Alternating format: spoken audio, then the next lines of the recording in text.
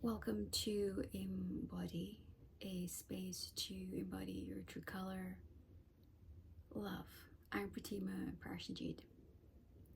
Do you know those moments when you would have freshly and thoroughly cleaned your space, your home, your kitchen, and at the same time someone visits you, and as soon as they would have entered your front door, they said to you, "Oh my gosh, your place feels light."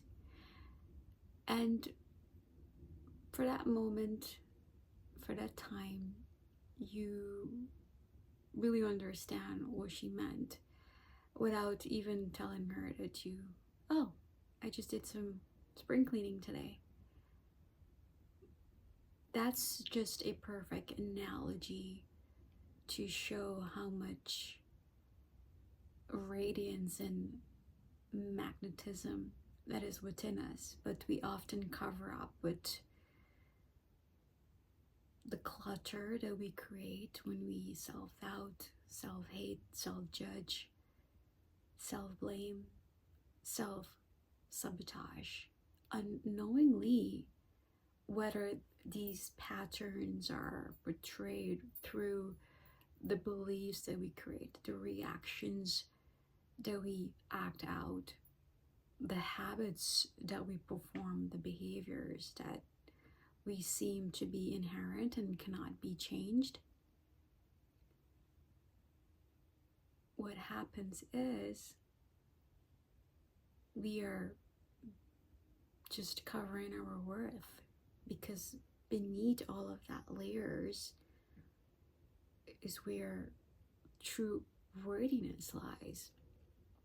And for many of our lives, we chased that worth through finding the perfect company and the partner and the perfect job and the income and the housing and driving the right car, hoping that we will find our worthiness.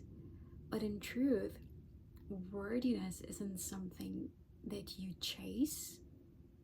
It's not something that you find taking a torchlight and looking for it outside of yourself, but it's something that's very much waiting for you to reveal and let out and shine. And this is why the season of Diwali brings so much deep resonance, of course, within the community that celebrates it. And for some times now, it has been celebrated internationally. And what it festival really tells us is it is that collective light within us that is really waiting to be lit from the inside, waiting to be illuminated, and waiting to really shine through and radiate to everyone and everything around us.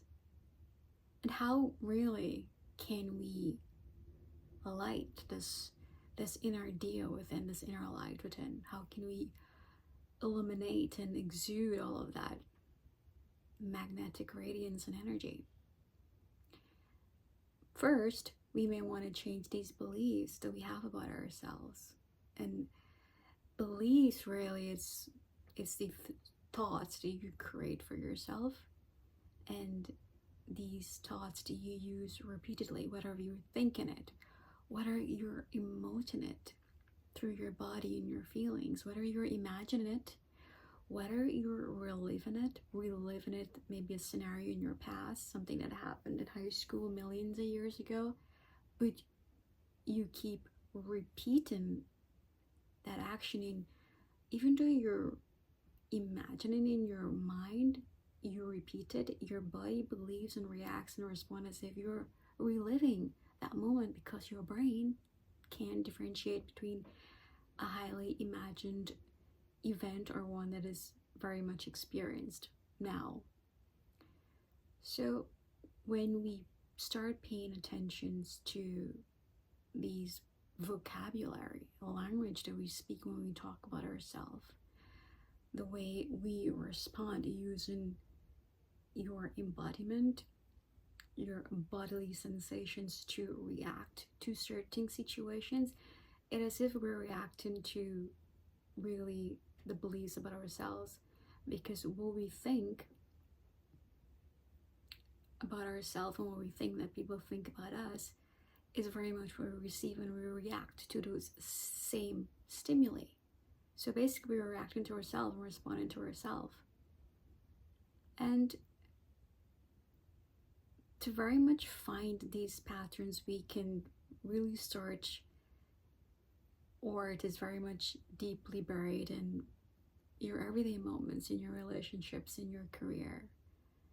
You watch and listen to your frame of thoughts, your train of thoughts. What are the dominant thought patterns do you create? Is it one of lack?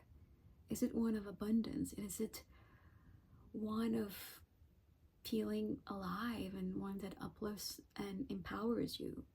Same way when you look back in your past or future for moments that either evoke a sense of lack or a sense of abundance, one that makes you feel alive and worthy and empowered and limitless.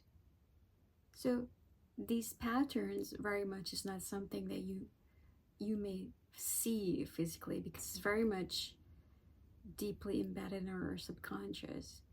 And when we start to observe these imaginations that we repeat in our mind, looking back at past patterns and future outcomes, or how we respond in everyday interactions, it is within those very moments that you experience in your now that very much dictate where you're heading, where you're going, who you're becoming. And this reminds us, we use our imaginations and our thoughts and feelings every day. We think about something, an outcome in the past every day. We think about future outcomes every day. We feel emotions every day. So why not use that constructively to the best of your becoming? If you're gonna look in the past for events and situations that reinforce your limitations and project them in the future, why not rewire that pattern, rewrite that story? Look into the past for those moments that uplift you, that empowered you. Look for the ones that evoked feelings of contentment and gratitude and love. In the same way, when you go backwards with that thought pattern of possibility and abundance, you're actually reliving the moment right now, because your body cannot differentiate if you're in the past or the present. They just know what it feels, that aliveness or that heaviness. And for many times, we may be in a situation to very much think of something in your past and your future, and one that is actually facing you can very much be discouraging, providing that it's not something that you very much aspire for yourself, whether it's career, relationship, or your finances. But let's say that you're unemployed, or you're single, or you just got out of a divorce, and you might be thinking, gee, I'm feeling all of these emotions, but all I can think about when I look at my past and future is the limitations. Yes, that's an option. What if you start looking at the past for those moments when you were at the best in your career, or when you were so much in love and living your best relationship, or those moments when you were very much fulfilled and satisfied with your career and your income? So instead of reliving and prolonging and expanding these emotions that we may be facing currently, regardless of the outcome finances or relationships or health or career, the emotions are very much common, if it's joy or if it's excitement or it's awe and wonder. So when we focus our intention in these same thought patterns of I'm feeling down and I'm worthless, this life is nothing for me, I don't belong anywhere, we are reinforcing those limitations and in here in the present moment, and we're projecting them in the past, in the future. So if you look at it in a different angle, you may want to start asking yourself, is this the pattern that you want your future to follow? Because your future follow the patterns that you embody right here, right now. And even if you prefer to look and search in your past, like in a bit of torchlight, looking for moments that, and the people and the situations and the circumstances that bring you down or drained you, you are reliving that moment right now and you're projecting them into the future. So this reminds us of how much there are other aspects of our being, whether it's that spiritual aspect, that playfulness that we can embody in our everyday moments, and in a way to change the outcomes in our life, to add oomph in our lives, really. In the last episode, we talked about the nature and the power of playfulness. And here is where we can really adapt and embody that playfulness aspect of our lives. Bring back the play, bring back the imaginations, bring back, the spontaneity. And when you look at children, really, and all they're with their toys, and that's all their focus is on, and they may be imagining having these invisible friends, and from the time they start growing, part of them, they lose it, and you start to adapt to different aspects of your life, of your personality. But that playfulness aspect is always there. It never left you. It's just you shifted focus. And when we put our focus and our awareness in these moments in our lives, whether it's in the past or future or present moments, you actually activate, or you enliven those very patterns or archetypes, or very much embody the emotions that you would want to feel now. And this wisdom really has been part of our heritage for millennia. They have been told in stories and myth, in symbols, and millennia and generations after generations, that communication must have been misinterpreted, and we tend to forget our deep heritage, really. And this really is to remind us of the spiritual aspect of ourselves, this inner environment that we can always tap into source, however word you use to describe that inner environment. Spirituality, God, spirit, goddess, whoever, Buddha, Jesus, Krishna. And when we lose track of these patterns from within, our imaginations, playfulness, our emotions and purpose and spontaneity, we can very much see how it affects our outer environment. Maybe things not going the way you really hope for in your finances, your relationship, your career, your health. So instead of focusing all of your attention on that outer environment, remember that you are also part of a vast inner limitless inner space, which you can always tap into and reconnect with those deeper aspects of yourself. And one of my favorite ways of reconnecting with these aspects of myself, which I would have forgo in, our culture today, is very much a fast pace. We're chasing everything, and it seems to be a competition, this deep hustle, and we lose touch with that devotional aspect of ourselves, which is very much that soft power, surrendering and just trusting your inner authority. When you let go, of resistance, and when you surrender to what is, and knowing that there is this vastness within you that can really, which is there for you to tap into, to access, because if you don't focus on it, you cannot activate all of that energy. So you have these latent potentialities waiting for you to enliven and activate and add colors to your outer world. Just add oomph and aliveness into your everyday moments. And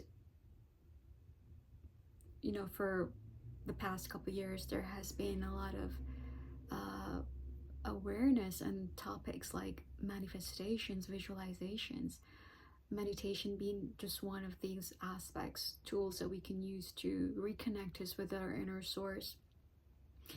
And because I said our culture is very much outer driven, and these areas, which are very much our heritage, affirmations, visualizations, imaginations, hypnotism, they're all our heritage, because we very much focused on material aspect of life. Our neurological structure is now wired to just focused on the material aspect. But when you shift your attention and applying your application to these tools, you start to rewire your neural circuitry.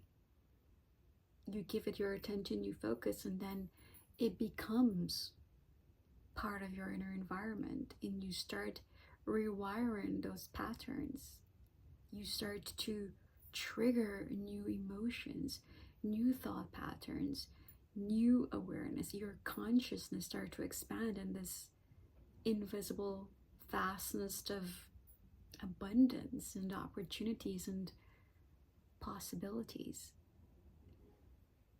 And for some time now, I thought, or the persons who I would have, tried to encourage these tools in their whatever area of change they may seek in, they often seem to project these tools as being woo-woo and myth and mythology and no relevance whatsoever.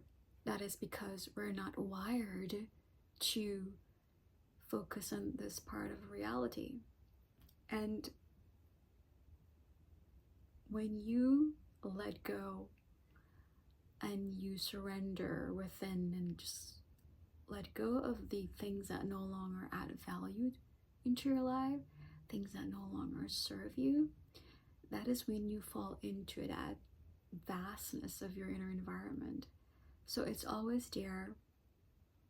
It never leaves you. And that's why in moments of solitude or in adversity, when we are at the root of giving up, of surrendering and letting go, you just collapse into that void, which is pure potentiality, which is the mother womb, and you be there for some time. That's when you find yourself locked in for rooms, not seeing anyone, not going anywhere. You just drowned in your solitude, which is richness of possibilities and opportunities. And when you would have come out from that void, from that emptiness, nothingness, you start thinking differently and looking opportunities and possibilities and circumstances from a different perspective without you realizing it, because you would have let go and just drown yourself in void. So that inner environment, sometimes it is always there without you realizing it, and you may not want to tap into it intentionally, but it understands the feelings that you evoke. So when you feel that you give up life, that's when it's very much activated unconsciously. And this is why when you observe some person's life who would have went through devastating divorces and relationships, heartbreaks, and financial difficulties, and maybe they received a diagnosis, and if you look back at their lives, like maybe a few months, years from now, you wanted to know if it's the same person. They would have transformed their lives in so many ways. And I like to look at these in the film industry, in the entertainment industry, when you look at these singers who go through heartbreaks. For example, Miley Cyrus, Adele, Taylor Swift. And right after that emptiness of their heartbreak, you would have seen how they've just upturned their entire career.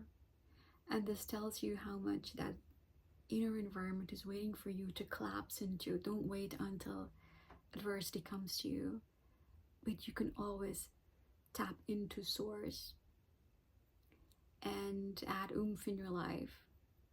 And as we continue these episodes on our podcast, we will bring you more of this wealth of wisdom, which is your heritage, so that you can transform and activate all the different areas of your life which you've never imagined could be possible.